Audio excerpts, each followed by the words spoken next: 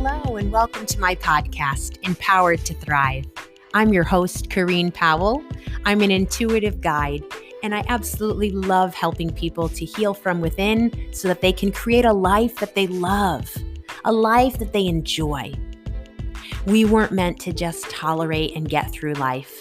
We were meant to thrive and enjoy the life we're living. Of course, we will have seasons and moments that are difficult and challenging. And the beauty of it is that we can be supported in those moments. I am here to be an aid and a guide to support you. And I hope that you will enjoy not only today's episode, but some of the past episodes if you haven't heard them yet. On this podcast, I talk about all things inner wellness. We also sprinkle in some spirituality and parenting, because as a mom to 3 kids, parenting is a big part of my life. I hope that you enjoy the episode and that there's at least one thing you'll pull from it and start to implement into your own life. If you want to follow me in other ways, you can find me on Instagram, Corrine_Change Radically, or on Facebook, Change Radically. Would you do me a favor and share this podcast with your friends if you hear an episode that resonates with you? And would you also go ahead and give me a rating and review my podcast? It would mean so much to me, and I would appreciate it. I hope that you enjoy the episode and that we connect. Hello again. And I have another excerpt for you from phase 1 of the Change Radically program. Very excited to bring it to you. I hope that you've been enjoying these last few weeks and that you've been benefiting from them. In today's episode, you might feel it's a little less flowy and perhaps sometimes it feels choppy to you. And that's because these are excerpts. I'm taking parts of the longer conversation. For each episode that you've heard, we had an hour and a half long conversation. I do not share what the members disclose without their permission. And certain times the topics seem sensitive enough to me that I'm actually not even asking for their permission to share it. We have a very small group each time that I run my groups, and that's intentional and purposeful. I have about 9 or less participants, and it's a confidential place. It's a safe place. And what is said in group is meant to stay in group, unless, of course, I've gotten their permission, and then you've heard some of the members sharing. And for today, I wanted to mention that before we jump into the episode. I hope that you enjoy it and that you're touched by it. So for this week, the focus was a bit on the mirror work, like you guys were talking about, but then also setting boundaries, knowing what our focus and our goals are, and aligning our life with them. I think it's much easier to know what to say yes to and what to say no to when you know your focus, when you know what your goals are. And then that idea of keeping promises to ourselves. And I guess it's just that idea that if we say we'll do something, will we follow through? And I don't know if it was in the video I sent or just something else I've said, but we can't determine how anyone else is going to live out their life or how they're going to treat us. But what we do have control over, even though it may not feel like we have control over it, is ourselves and what we will follow through with.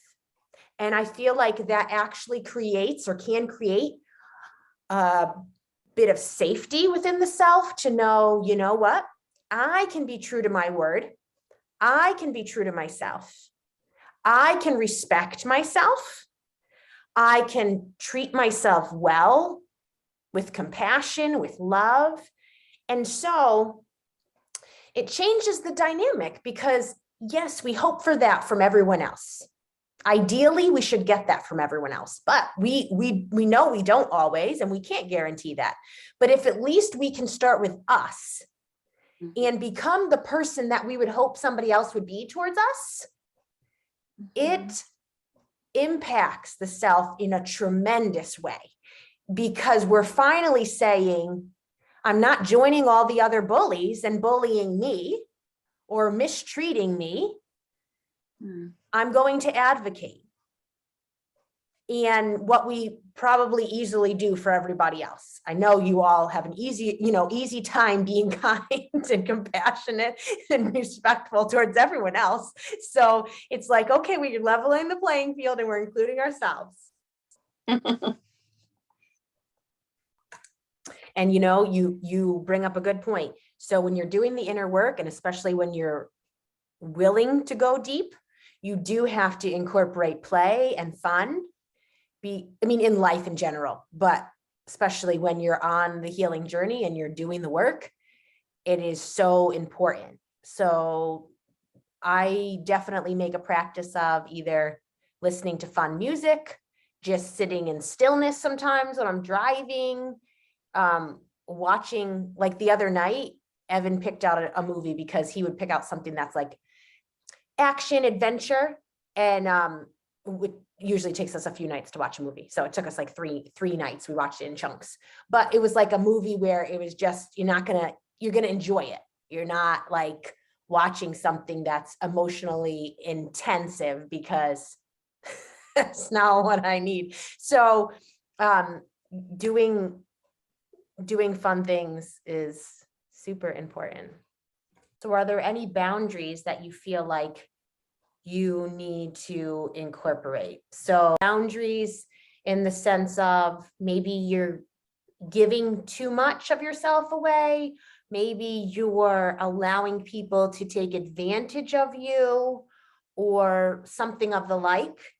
And you would, in that regard, is there anything you need to do to almost change the dynamic of a relationship, but it would be through your initiation, through your change? When we finally decide we're not going to let people treat us a certain way, that's a powerful piece of ownership where we recognize, you know what? I can't put all the blame on them because I'm allowing or enabling it. So, but what I like about that is we actually do have a lot. There is power in our hands. It's not just the other person. And so it enhances the perspective. At least that's how I see it, like, oh, okay, I can actually do something about this. I'm not just a victim to how they're going to treat me. Maybe one time I was, maybe one time you were. Right. And true friends, like, you'll give some, but then they'll give some. So it's a give and a take. So if their friendships are more you giving, then you get to evaluate, what type of relationship is this? The urgency culture where people are like, it has to be done right now, and you're the only one, and I don't know what I'm going to do if you don't say yes, is something that is hard to push it back against. But truly, when I talked in one of the other videos about creating a lifestyle of rest, interwoven in that is that idea that, you know what, if we just pause and look at the situation and we take 90 seconds for our emotion to pass through us so that we can go from being frantic to maybe settled, it can wait, or things may get better. When you're in the heat of something and you're like, and so I just say that to reiterate, yes, you saying no, you not being able to do it when they need is okay. And sometimes the boundaries, do you mind a little bit of feedback right now? No, go for it. Okay, so sometimes with boundaries, I find it helpful when I say, I can't help you right now, but I could on this date. Maybe that date is 2 weekends away, but it makes me feel like I'm choosing when is good for me. I'm still offering them help. I'm still being a friend if that's the concern, but it's also in a way on your timetable. Because as we learn to respect and help not just the friend, but ourselves, it makes it easier for us to see, okay, well, I could do this, but when is good for me? Instead of just considering, well, what do they need? What's good for them? And another way I find it helpful with boundaries is, so they say they need an hour, but it is never, like you said, it's never an hour. It always becomes more. Well, really offering whatever amount of time you want. So if you want to offer 1 hour, then you offer 1 hour, and you know within yourself, I held true to my commitment. I was a caring friend, and I gave them an hour of my time. If they need more, that's not on you.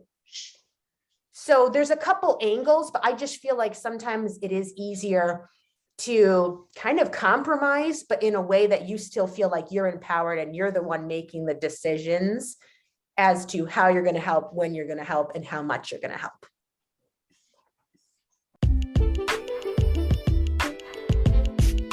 We've come to the end. What did you think about what you heard? I hope that there's something you pull from today's episode and start implementing it into your life. Create the change that you want to see, the change that you hear about. You have the opportunity to transform your life, and I'm ready to link arms with you and to help and guide you to the life that you want to live. If you resonated with what you heard today and it touched you, would you share it with your friends? Would you also go ahead and rate my podcast and write a written review? It would mean so much to me. I hope that we'll connect, whether it's for a session or just to connect because I enjoy meeting new people. You can find me on Instagram, Kareen_Change Radically, or on Facebook, Change Radically. You can also always email me, Kareen@changeradically.com. If you have thoughts, questions, or anything that you just want to talk about, send me an email. I hope that you have a wonderful week. But no matter what your week is like, in the moments that are quiet, maybe it's when you pillow your head at night, or when you're driving in the car or taking a walk, or maybe it's going to be in the midst of the chaos with your children or the craziness of work. I hope that you'll remember how significant you are, that there is meaning and value to your life, and that I, for one, am so glad that you're alive. Catch you again next week.